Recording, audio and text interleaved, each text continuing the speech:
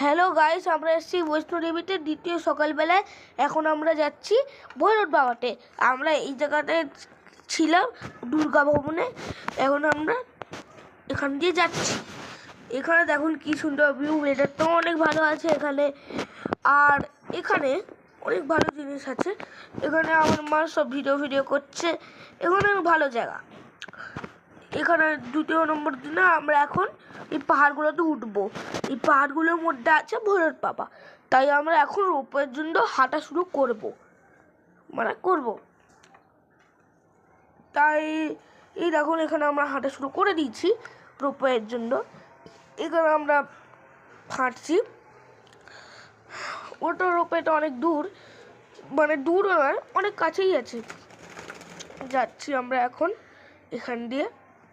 এই তো এসে গেছি আমরা রোপওয়ের লাইনে, যেখান দিয়ে আমরা টিকিট কাটবো। ওখানে এসে গেছি। এই দেখুন, এখান দিয়ে মন্দিরটা দেখা যাচ্ছে, কি বলে বৈষ্ণোদেবী মন্দিরে। বৈষ্ণোদেবী মন্দিরে আমরা ছিলাম দুর্গা ভবনে। এই দেখুন সব রোপওয়েগুলো যাচ্ছে এখানে, কত বড় বড়। আমরা এখন রোপওয়ে এসে গেছি, রোপওয়ের মধ্যে চড়ে গেছি। আমরা এখন উপরে যাচ্ছি। আর এখানে সবাই নিচে দাঁড়িয়ে আছে। আমরা অনেক উপরে এখন যাচ্ছি, বিশাল উপরে।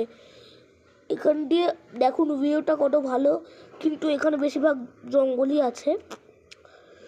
এখানে আমার একটা জিনিস লেখা ছিল, বলেছিল কি চলা হওয়া যে বলে না, চলা হওয়া যেটা রোপওয়েতে গেট খোলা বারণ, ওখানে লেখা ছিল।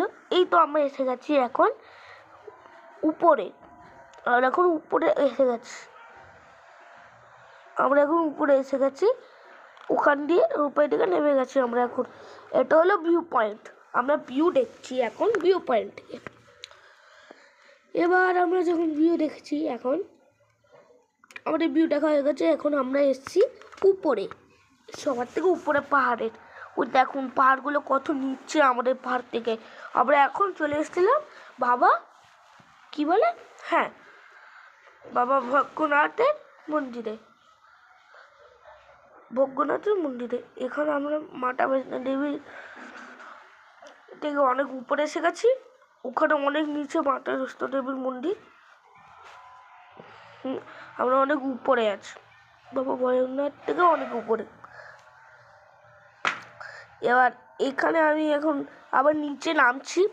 আমরা উপরে উঠে গেছিলাম, এখন আমরা নিচে নামছি হেঁটেই। উঠে সবারকে